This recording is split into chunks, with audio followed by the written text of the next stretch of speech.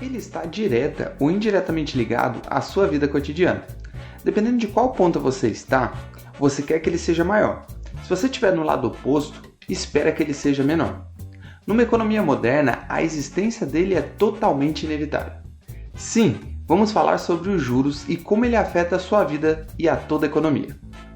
Olá, meu nome é Edward, seja muito bem-vindo ao 100 Economic.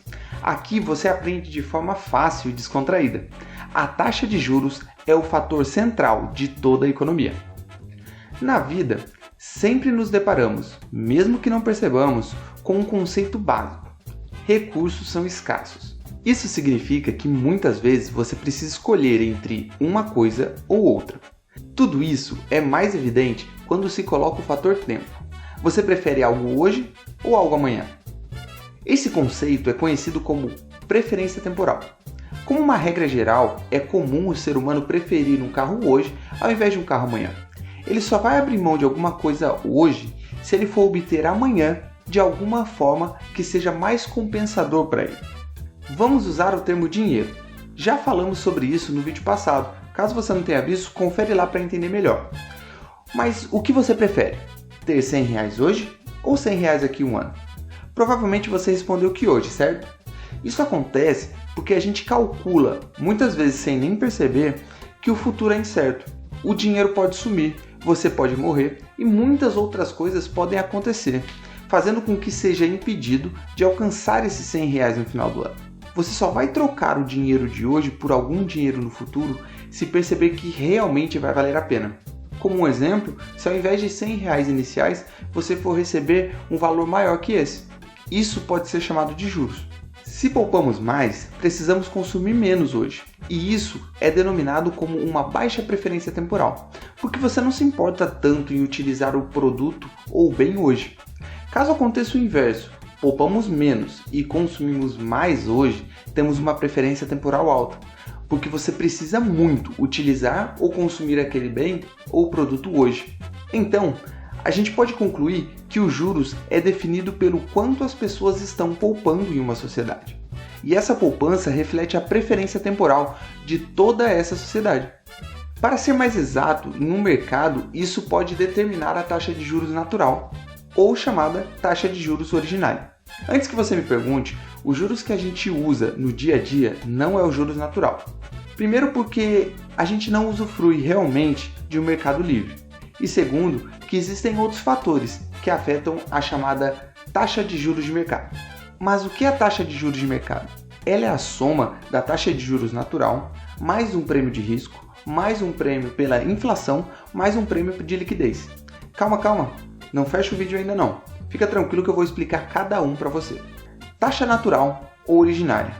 A gente já conhece, é aquela que é determinada pela poupança das pessoas.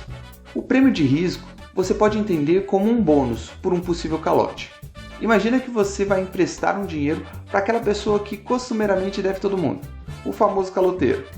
Ele pode até comprovar que tem como pagar aquele empréstimo, mas por causa do histórico dele, você se sente muito mais seguro se cobrar um valor maior, para cobrir alguma possível perda ou dor de cabeça em cobrar essa pessoa.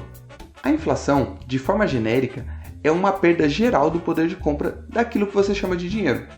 Basicamente, se hoje o seu R$1 consegue comprar 5 pães ou 4 biscoitos, amanhã esse mesmo R$1 poderia comprar apenas 3 pães e 2 biscoitos. A inflação é esse fenômeno que acontece com todos os produtos da sociedade. Agora imagine, se você sabe dessa possibilidade, se me emprestar algum dinheiro para ser pago no final do ano, faz sentido você me cobrar um prêmio de inflação para suprir uma possível perda do poder de compra, certo? O prêmio por liquidez, basicamente, é definido por quanto o poupador aceitaria abrir mão do dinheiro de acesso fácil. Pense que ele poderia precisar daquele dinheiro porque o carro quebrou. Como ele te emprestou o dinheiro, ele não vai poder usar, por isso é comum se cobrar um valor a mais por isso. Certo? Como resumo, a taxa de juros pode ser entendida como uma razão de troca entre os bens de hoje por bens no futuro. E isso torna um dos preços ou valores mais importantes da economia, porque é ela que cria uma coordenação entre aqueles que querem poupar hoje para consumir amanhã e aqueles que precisam consumir hoje para receber mais amanhã. Essa situação fica mais clara com um exemplo. Jonas recebe um salário fixo e não se interessa em aumentar os seus gastos no início da vida. Ele está muito mais preocupado com a velhice. Então, ele poupa boa parte daquilo que recebe.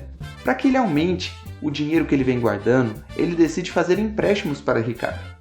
Ricardo é uma pessoa que tem uma boa visão de negócio. Ele entende de gestão e possui uma excelente ideia para produzir um produto. Mas Ricardo não dispõe do dinheiro hoje para investir no maquinário.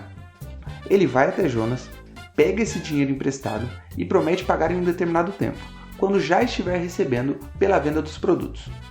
Jonas aceita esse empréstimo, estipulando uma taxa de prêmio, ou juros, de acordo com o risco do negócio, da inflação do momento e da liquidez. Viu? É graças à poupança que é possível com que pessoas com preferências temporais distintas se coordenem para produzir algo.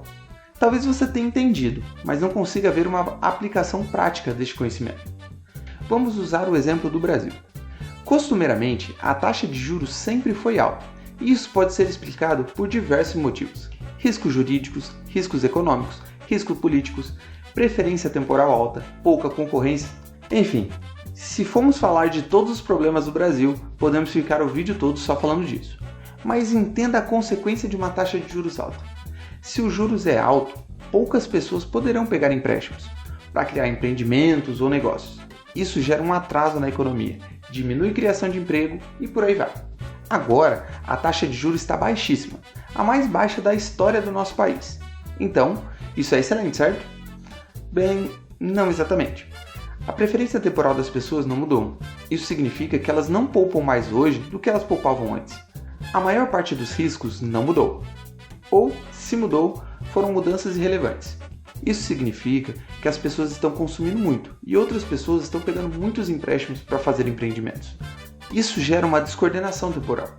Isso significa que não tem gente poupando para o futuro, mas ainda assim estão sendo consumidos recursos do futuro. Talvez você esteja se perguntando como isso é possível. É por isso que os estados se preocupam tanto em controlar o tipo de dinheiro que você usa.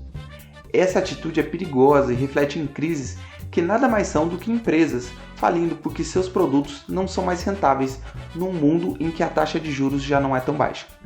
Para recapitular, para uma sociedade ou país crescer economicamente, é necessário que haja poupança. Essa poupança alta faz com que os juros diminuam. Isso gera investimento.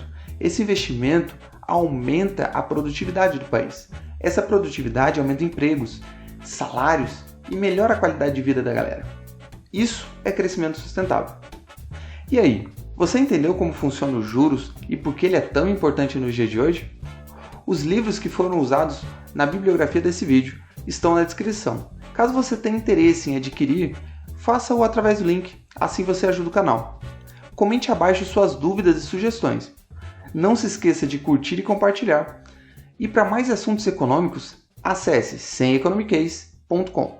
Ah, me segue nas redes sociais, lá também tem um conteúdo exclusivo. Não se esqueça, o objetivo de estudar economia não é adquirir um conjunto de respostas prontas para as perguntas econômicas, mas aprender a evitar ser enganado pelos economistas.